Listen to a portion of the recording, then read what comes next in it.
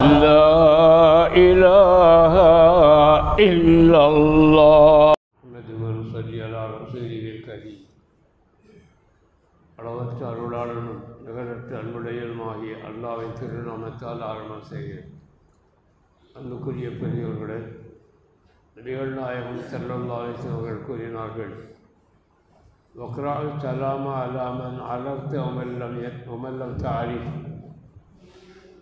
நீ அறிந்தவர்களுக்கும் அறியாதவர்களுக்கும் சலாம் சொல் என்று நபிகள் நாயகம் ஸல்லல்லாஹு அலைஹி வஸல்லம் சொன்னார்கள். அன்ன ரஜுலன் சஅல ரசூலுல்லாஹி ஸல்லல்லாஹு அலைஹி வஸல்லம், ஒரு மனிதர் நபிகள் நாயகம் ஸல்லல்லாஹு அலைஹி வஸல்லம் அவர்களிடத்தில் வந்து கேட்டார், ஐயுல் இஸ்லாமி ஹைருன், இஸ்லாத்தில் மிகச் சிறந்தது எது என்று கேட்டார். கால, அப்பொழுது நபிகள் நாயகம் ஸல்லல்லாஹு அலைஹி வஸல்லம் பதில் சொன்னார்கள், துத்இமு தஆம வ தக்ரஉ ஸலாம அலா மன் அரஃப்த வ மன் லம் தஅரிஃப். பிறருக்கு நீ உணவளிப்பது, நீ அறிந்தவர்களுக்கும் அறியாதவர்களுக்கும் சலாம் சொல்லுவது, அதுதான் இஸ்லாத்தில் மிகச்சிறந்த அம்சம் என்று பெருமானார்கள் பதிலளித்தார்கள்.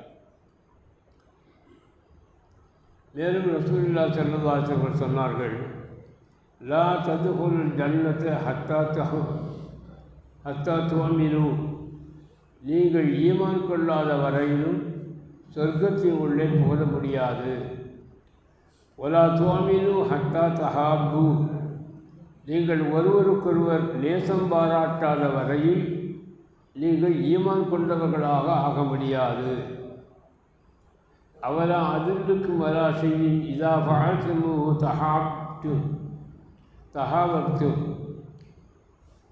எதை நீங்கள் செய்தால் ஒருவருக்கொருவர் நேசம் பாராட்டுவீர்களோ அப்படிப்பட்ட ஒரு விஷயத்தை உங்களுக்கு நான் அறிவித்து தர வேண்டாமா என்று சொல்ல பெருமானார் அவர்கள் சொன்னார்கள், அஃஷு ஸலாம் பைனக்கும், உங்களுக்கு மத்தியில் சலாத்தை பரப்புங்கள் என்று நபிகள் நாயகம் ஸல்லல்லாஹு அலைஹி வஸல்லம் சொன்னார்கள்.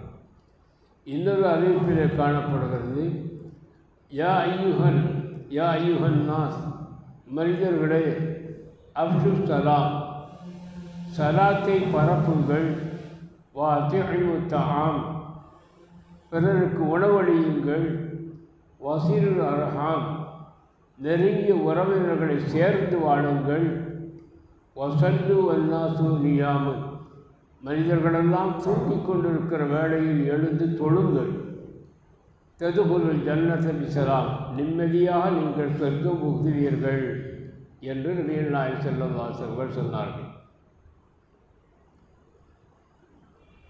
இம்ரான் இப்னு ஹுசைன் ரலியல்லாஹு அன்ஹு அவர்கள் சொல்கிறார்கள், ஜாஅ ரஜுலுன் இலன் நபி ஸல்லல்லாஹு அலைஹி வஸல்லம், ஒரு மனிதர் ரசூலுல்லாஹி ஸல்லல்லாஹு அலைஹி வஸல்லம் வந்தார்.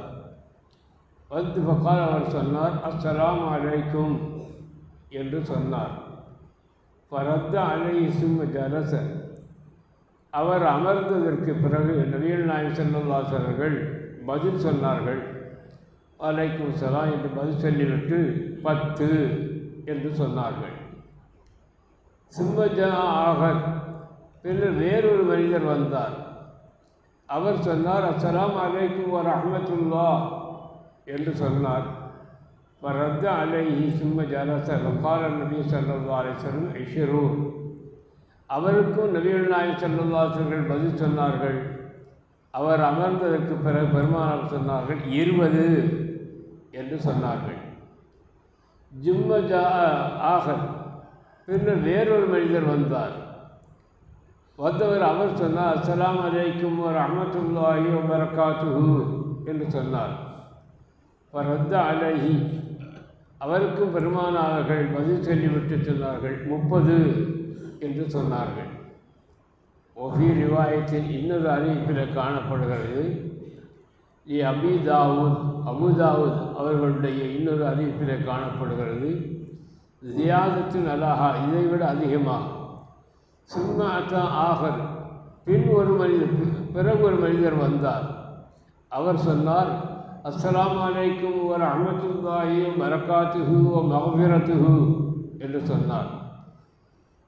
ஃபகால அப்பொழுது நபிகள் நாயகம் ஸல்லல்லாஹு அலைஹி வஸல்லம் பதில் சொல்லிவிட்டு 40 என்று சொன்னார்கள். சலாம் சொல்கின்ற விதத்தில் எப்படியெல்லாம் நன்மை கிடைக்கிறது என்பதை இங்கே சொல்லப்படுகிறது. முதலில் ஒரு மனிதர் அஸ்ஸலாமு அலைக்கும் என்று சொன்னார். பெருமானார்கள் இப்படி சொன்னதற்கு 10 நன்மைகள் உண்டு என்று 10 என்று சொன்னார்கள். வேறொரு சலாத்தில் ஒரு வார்த்தையை கூட்டினார். என்ன சொன்னார்? அஸ்ஸலாமு அலைக்கும் வ ரஹ்மத்துல்லா என்ற வார்த்தையை கூட்டி சொன்னபோது பெருமானார்கள் சொன்னார்கள் 20 என்றார்கள். ஒரு வார்த்தை கூட்டிய உடனேயே மீண்டும் ஒரு 10 கூடி 20 என்றார்கள். மூன்றாவது ஒரு நபர் வந்தார், இன்னொரு வார்த்தையை கூட்டி சொன்னார். அஸ்ஸலாமு அலைக்கும் வ ரஹ்மத்துல்லாஹி வ பரகாத்துஹு என்று சொன்னார். இப்படி 3 வார்த்தைகளை கூட்டி சொன்னபோது பெருமானார்கள் சொன்னார்கள் 30 என்று சொன்னார்கள். இதற்கு 30 நன்மைகள் உண்டு என்று. நான்காவது ஒரு மனிதர் சொன்னார், அஸ்ஸலாமு அலைக்கும் வ ரஹ்மத்துல்லாஹி வ பரகாத்துஹு வ மக்ஃபிரத்துஹு. 4 வார்த்தைகளை கூட்டி சொன்னார். பெருமானார்கள் 40 என்றார்கள். இதற்கு 40 நன்மைகள் உண்டு என்று சொன்னார்கள். எனவே சாதாரணமாக சலாம் சொல்லுவதிலே கூட இப்படிப்பட்ட பெரிய நன்மைகள் இருக்கிறது என்பதை பெருமானார்கள் நமக்கு இங்கு விளக்கி காட்டுகிறார்கள். எனவேதான் சலாம் சொல்லுவதில் அவ்வளவு பெரிய சிறப்பு இருக்கின்ற காரணத்தினால் சலாத்தை பரப்புங்கள் என்றார்கள். யாரை பார்த்தாலும் சலாம் சொல்லுங்கள். உங்களுக்கு தெரிந்தவரோ தெரியாதவரோ முஸ்லீம் என்று தெரிந்தால் உடனே சலாம் சொல்லுங்கள். அவர்கள் உங்களுக்கு அறிமுகமானவராக இருக்க வேண்டும் என்ற அவசியம் இல்லை. ஆனால் இன்று பெரும்பாலான மக்கள் அறிமுகமானால்தான் சலாம் சொல்கிறார்கள். அறிமுகம் இல்லாதவர்களுக்கு சலாம் சொல்லுவதில்லை. வெளியூர்காரர்கள் ரோட்டிலே சென்று கொண்டிருக்கிறோம், சிலர் வந்து கொண்டிருக்கிறார்கள். அவர் முஸ்லீம் என்று நமக்கு தெரிகிறது, சலாம் அலைக்கும் என்று சொல்ல வேண்டும். இப்படி யாரை கண்டாலும் சலாம் சொல்ல வேண்டும். சலாம் சொல்லுவது என்பது சாமானியமான ஒன்றல்ல. அஸ்ஸலாமு அலைக்கும் என்றால் உங்கள் மீது சாந்தி உண்டாகட்டும், நிம்மதி உண்டாகட்டும் என்பது பொருள். ஆரம்ப காலத்தில், அறியாமை காலத்தில் ஒரு மனிதன் தூரத்திலே ஒருவன் வந்து கொண்டிருக்கிறான் என்றால் எதிரே செல்லுகிற ஒரு மனிதன் அவரை பார்த்து உள்ளத்திலே ஒரு பயம் ஏற்படும். எதிரே வந்து கொண்டிருப்பவன் ஒரு வேளை நம்மை ஏதேனும் செய்து விடுவானோ, நம்மை கொலை செய்து விடுவானோ, நம்மிடத்தில் ஏதேனும் ஒன்றை பறித்து விடுவானோ, இப்படிப்பட்ட பயமான எண்ணங்கள் எல்லாம் வருகிற போது அஸ்ஸலாமு அலைக்கும் என்று சொல்லிவிட்டால் உன் மீது சாந்தி உண்டாகட்டும், நிம்மதி உண்டாகட்டும் என்று சொல்லுகிற போது அது மிகப்பெரிய ஆறுதலான வார்த்தைகளாக அமைந்திருக்கும். அதைத்தான் பெருமானார்கள் அப்படிப்பட்ட காலகட்டத்தில் சொன்னார்கள், சலாத்தை பரப்புங்கள், யாரை பார்த்தாலும் சலாம் சொல்லுங்கள். இப்படி சலாம் சொல்லுவது கூட நிறைய நன்மைகள் உங்களுக்கு கிடைக்கிறது. வார்த்தைகள் கூட கூட நன்மைகள் கூடிக்கொண்டே இருக்கும். அஸ்ஸலாமு அலைக்கும் 10 நன்மை கிடைக்கும். அஸ்ஸலாமு அலைக்கும் வ ரஹ்மத்துல்லாஹ் 20 நன்மைகள் கிடைக்கும். அஸ்ஸலாமு அலைக்கும் வ ரஹ்மத்துல்லாஹி வ பரகாத்துஹு 30 நன்மைகள் கிடைக்கும். அஸ்ஸலாமு அலைக்கும் வ ரஹ்மத்துல்லாஹி வ பரகாத்துஹு வ மக்ஃபிரத்துஹு 40 நன்மைகள் கிடைக்கும். சாதாரணமாக சலாம் சொல்லுவதிலே கூட இப்படிப்பட்ட நன்மைகள் நிறைய கிடைக்கிறது என்பதை நாம் இங்கே விளங்கிக் கொள்ள வேண்டும். நபிகள் நாயகம் ஸல்லல்லாஹு அலைஹி வஸல்லம் சொல்லுகிற போது, சொர்க்கத்தில் நீங்கள் புகழ முடியாது, ஒருவருக்கொருவர் நீங்கள் ஈமான் கொள்ளாத வரையிலும் சொர்க்கத்தில் போக முடியாது. ஈமான் இருக்க வேண்டும்.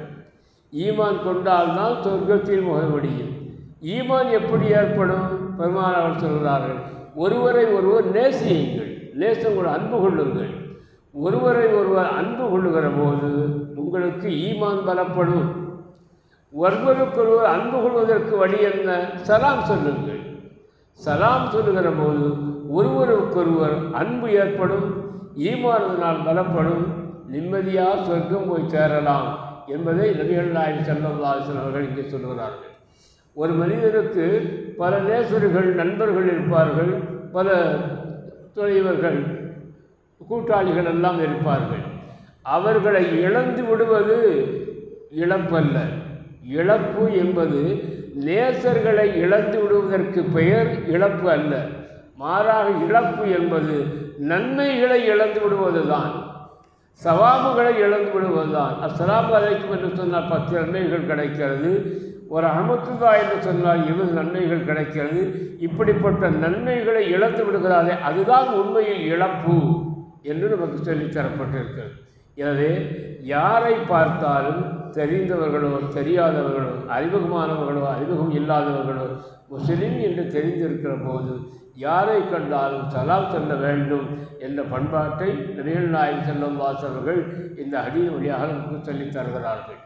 அடுத்த ஹதீஸுடைய விளக்கத்தை இன்ஷா அல்லாஹ் தஆலா நாளை தினம் பார்க்கலாம். அல்லாஹ் தஆலா அனைவருக்கும் நல்லருள் பாலிப்பார். பிஸ்மில்லாஹிர் ரஹ்மானிர் ரஹீம். அல்ஹம்துலில்லாஹி ரப்பில் ஆலமீன். ஹம்தன் யுஆஃபி நிஅமஹு வ யுகாஃபி மஸீதா. واعف عنا يا كريم يا رحيم يا الله. اللهم صل على سيدنا محمد وعلى آل سيدنا محمد وبارك وسلم عليه. اللهم اغفر لنا ذنوبنا وخطايانا كلها يا رب العالمين. اللهم احسن عاقبتنا في الامور كلها واجرنا من خزي الدنيا وعذاب الآخرة. توفنا مسلمين والحقنا بالصالحين. وصل على النبي المصطفى محمد وعلى آله وصحبه أجمعين برحمتك يا أرحم الراحمين. الحمد لله رب العالمين.